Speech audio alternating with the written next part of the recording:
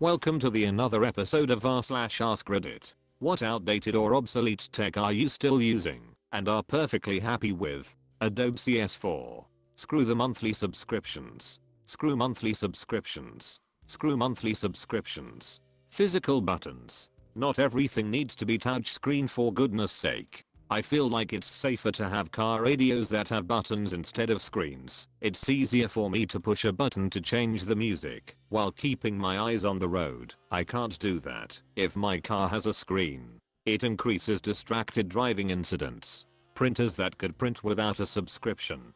I have a Brother color laser that I got about 4 years ago. It's a f***ing champ. I own my music. I have hundreds of CDs, so I still use my CD player and MP3 player.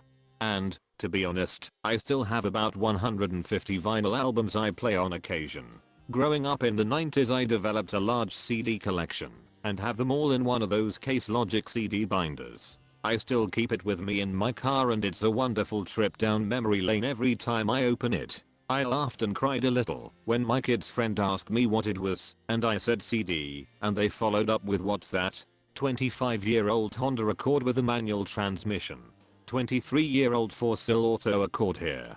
Drove it off the showroom floor in April of 2000. Knock on wood, the damn thing just will not die, and I've never done anything to it beyond basic maintenance. It's got hail damage, the paint is fading, new rattles pop up every day, and everyone keeps asking me when I'm going to get rid of it, but at this point I'm just too curious to see what finally kills it. I still take a notepad and pen into every meeting. I need to mechanically write things to remember them. There are studies that show people remember what they write better than what they type. Students who use pen and paper had better recall than those who type notes on a laptop. I ordered a charger for my old DS Lite. Came out 2006 last week, and damn, did I miss it. The DS Age of Empires, old Pokemon games, I'm having a blast. DS Lite was peak Nintendo handheld, emo. I collect pink Nintendo handhelds, so I have 2 of them. I bought one, Coral Pink, in 2007 with my first paycheck, and I bought the other, Metallic Rose, or whatever, in 2012 when I worked at GameStop. They both still play like they are brand new. And I love the GBA slot, so I could still play my faves like Golden Sun and do the trade from Gen 3 to Gen 4 in Pokemon. Still love playing the Nintendo GameCube. Never gonna stop playing Mario Party 7, SS Melee, and Animal Crossing. I'm gonna be 60 years old and still playing Melee. Watches that only tell the time. Maybe the date too. Yup, I've a lovely inexpensive bomb-proof analog big face Casio. Can't wear smartwatches at work, so having one would be pointless to me. Big Cass does the job. Are you in defense or something? Who can't wear smartwatches? Genuinely curious. My Sega Genesis and PlayStation 2 Slim are still plugging along fine and still are fun. I have all the PlayStations, but if I were trapped on an island with only one console, PS2 would be it. So many great games that beat the shit out of what we get today, plus compatibility with the vast majority of the PS1's amazing library. Don't forget to tape down the laser ribbon cable if you haven't already. Over the years they are starting to stick up and scratch discs. I have an off-grid cabin in the woods. I have a small PC responsible for recording or saving images from security cameras, and also serves as a data logger for my weather sensors. It all runs on Windows XP, and it's rock solid. I loved your manifesto. A calculator. You know, with buttons and a screen. Honestly, a standard scientific calculator is just easier to use than your phone's built-in scientific calculator.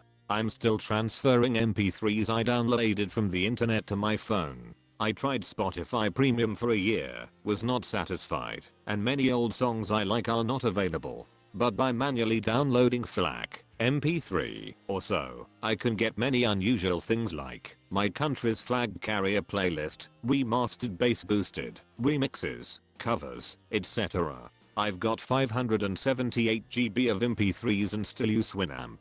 Edit, just to add some nostalgic memories. I remember downloading single songs using dial-up at like 123 kbps. And later when I moved to the city and got cable internet at like 50 kbps, I was in heaven. Using F-serves on Mercdalnet to get music. Back then I had a 20 gig HDD full of MP3s, and I was amazed. Heh. iPod Classic, 160 GB. iPods just have aged so well.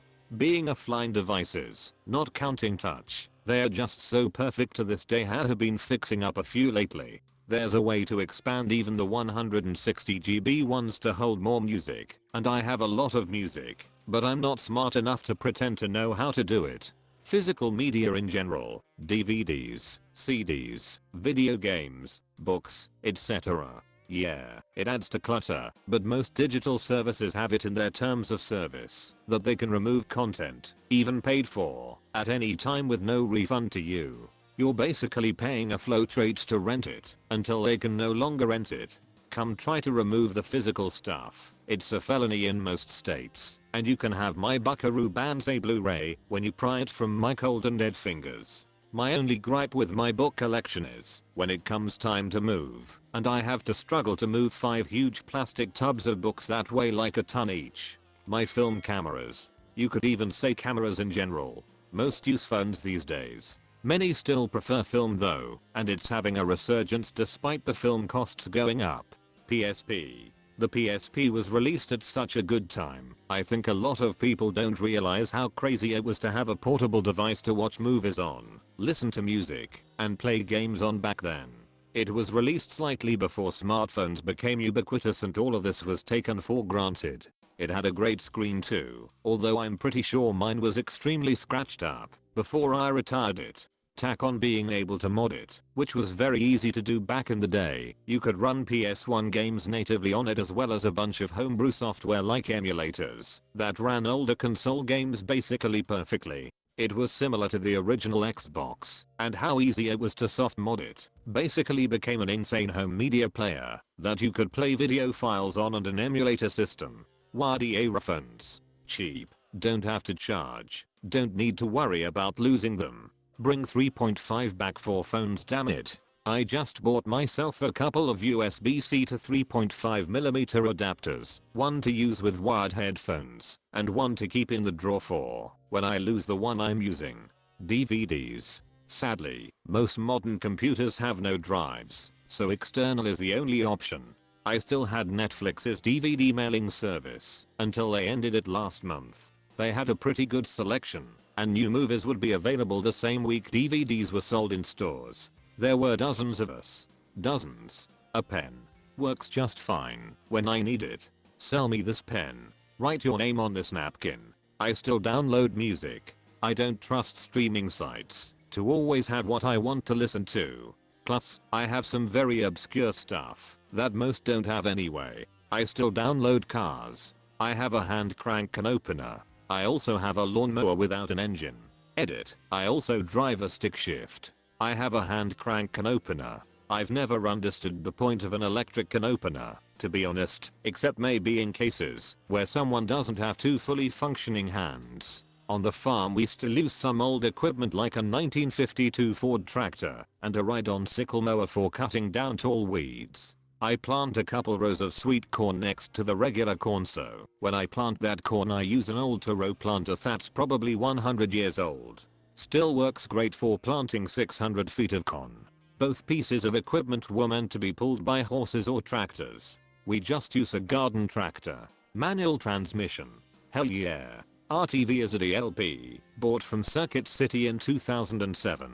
I still had a DLP until about 2 years ago. Worked fine. Picture was surprisingly good with a fresh lamp. 4 years I called it my rob repellent. Somebody looks in the living room window and sees I'm still rocking a projection TV. They're probably like, nah, this guy is a cheap, let's check the next house. Probably nothing good in there. I use a double-edged razor to shave, and I've just finished polishing my shoes with wax and a stiff brush. In both cases it takes a little longer than using an electric razor or those shoe polishing pens, but I enjoy the ritual and I don't mind it taking a bit of extra time. I've been using a pre-50s Gillette since my dad gave to me in 1984. The money I've saved probably bought my last car. And, oddly enough, I still use his Kiwi shoe shine kit, wooden step box included, from his Air Force days in the 50s. Sometimes older is better. Wired internet connection. I love wires, so much more reliable. Wired networking is definitely not obsolete or outdated, IMO. It's superior in every way except mobility. Wired is the ideal. You only go wireless if running cable is unfeasible for the situation. The PS Vita. It's just such a great console and so much fun to play on the go even now. I've always found the Switch to be just a tad bigger than I like. The Steam Deck is way too heavy, but man, the Vita just fits in my hand and the old screen on it. Peak. Fountain pen. My daily driver is the Lamy Safari. I was one of the testers for the Lamy Safari before it came out. Lamy was looking for testers in an ad in Mickey Mouse magazine, and I applied and was accepted. Reward: I developed Lamy Safari. I was 12. Thank you.